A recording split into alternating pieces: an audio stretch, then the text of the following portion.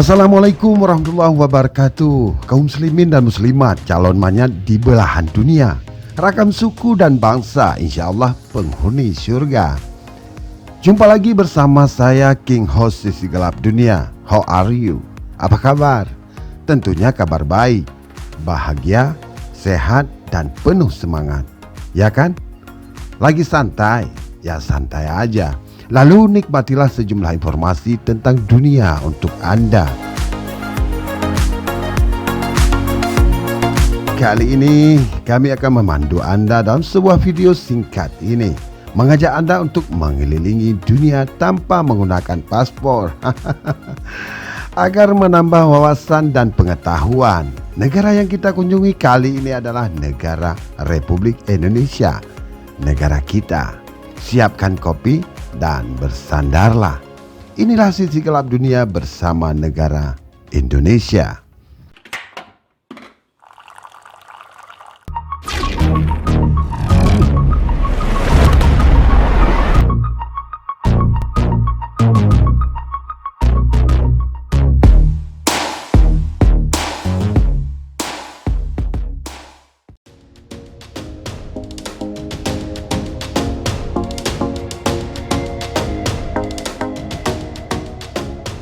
Secara umum, kemiskinan merupakan kondisi di mana seseorang atau sekelompok orang tidak mampu memenuhi hak-hak dasarnya untuk mempertahankan dan mengembangkan kehidupan yang bermartabat. Meskipun kemiskinan yang paling parah terdapat di dunia berkembang, ada bukti tentang kehadiran kemiskinan di setiap region. Di negara-negara maju, kondisi ini menghadirkan kaum tunawisma yang berkelana ke sana kemari dan daerah pinggiran kota.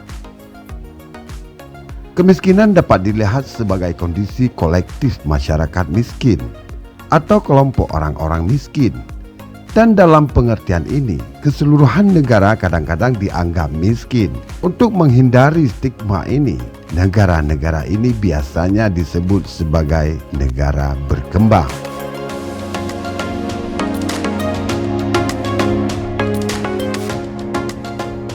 Perekonomian Indonesia telah memasuki kondisi krisis sejak triwulan kedua tahun 2020 yang lalu. Ada dua alasan yang melatar belakangi terjadinya krisis tersebut. Pertama, semakin banyak penduduk termasuk mereka yang produktif yang terinfeksi COVID-19. Hal ini menurunkan kemampuan rumah tangga untuk memenuhi kebutuhan sehari-hari, terutama bagi mereka yang terkena dampak langsung dari pandemi. Yang kedua, pembatasan sosial yang diberlakukan pemerintah membuat perekonomian tidak bisa beroperasi secara maksimal. Dari kapasitas sepenuhnya dengan sejumlah bisnis harus tutup dan pekerja diberhentikan sementara.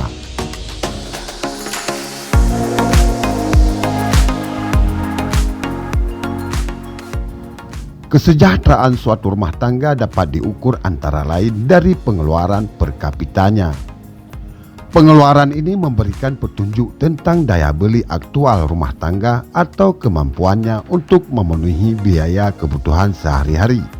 Selain rumah tangga yang mengandalkan metode mereka sendiri untuk mengatasi keterpurukan yang dirasakan oleh mereka, pemerintah juga menyediakan bantuan lainnya.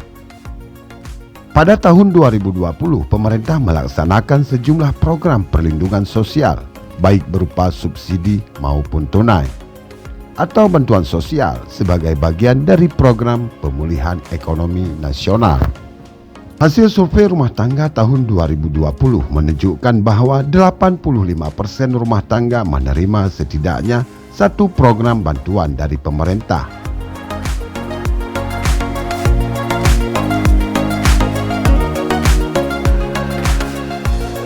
Empat program besar dalam bentuk bantuan tunai yaitu PKH, BPNT, BLTDD, dan BST digunakan dalam perhitungan untuk mengukur nilai program bantuan dari segi kecukupannya.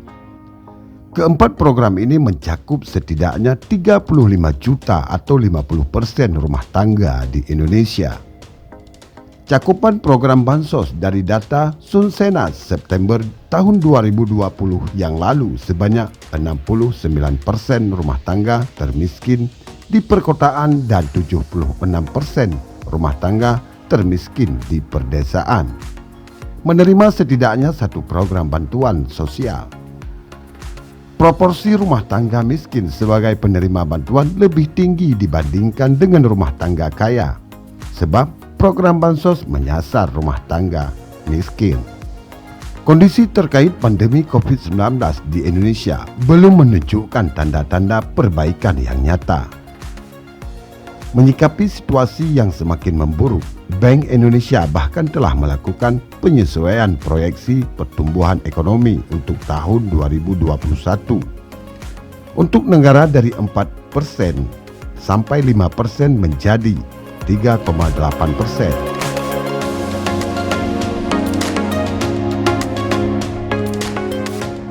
Salah satu langkah utama yang harus dilakukan pemerintah untuk mengendalikan pandemi ini adalah dengan mempercepat program vaksinasi di tingkat nasional. Selain itu, bantuan sosial masih sangat dibutuhkan masyarakat untuk mengurangi beban rumah tangga, khususnya bagi rumah tangga miskin di tengah krisis yang terjadi saat ini. Sederhananya ada 3 langkah yang bisa dilakukan pemerintah untuk meningkatkan efektivitas bansos. Pertama, pemerintah dapat meningkatkan nilai bantuan. Jumlah ini tidak mencukupi mengingat beban rumah tangga semakin besar di masa krisis yang berkepanjangan setahun yang lalu. Yang kedua, pemerintah dapat memperluas cakupan program perlindungan sosial yang ada, khususnya untuk rumah tangga miskin dan rentan yang saat ini belum tercakup oleh program apapun.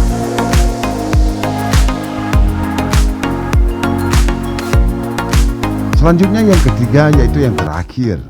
Pemerintah harus memastikan manfaat bantuan sosial didistribusikan tepat waktu, terutama sebelum dampak krisis terlalu besar pada rumah tangga. Penargetan yang akurat dan ketepatan waktu menjadi kunci untuk memastikan bahwa program bantuan sosial ini efektif dalam membantu rumah tangga.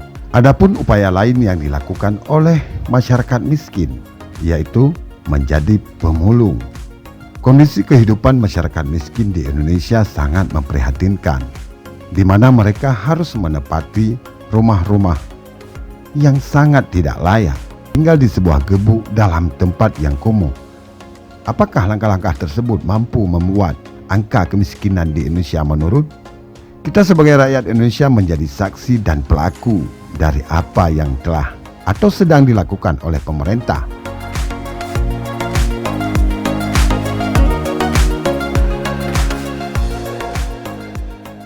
Untuk menurunkan angka kemiskinan di Indonesia tidak semudah membalikkan telapak tangan, namun butuh strategi dan mengikuti proses tahapan yang begitu banyak. Kesadaran masyarakat sendiri untuk keluar dari angka kemiskinan itu harus ditingkatkan, karena upaya pemerintah saja tidak mampu membuat angka kemiskinan itu menurun. Selanjutnya, simpulkan sendiri apa kesimpulannya. Terima kasih telah menonton video ini sampai selesai dan sampai jumpa di video-video berikutnya. Jangan lupa like, subscribe channel ini agar kita dapat mengenal dunia hanya dengan sentuhan jari. Selamat melaksanakan aktivitas dan sehat selalu. Wassalamualaikum warahmatullahi wabarakatuh.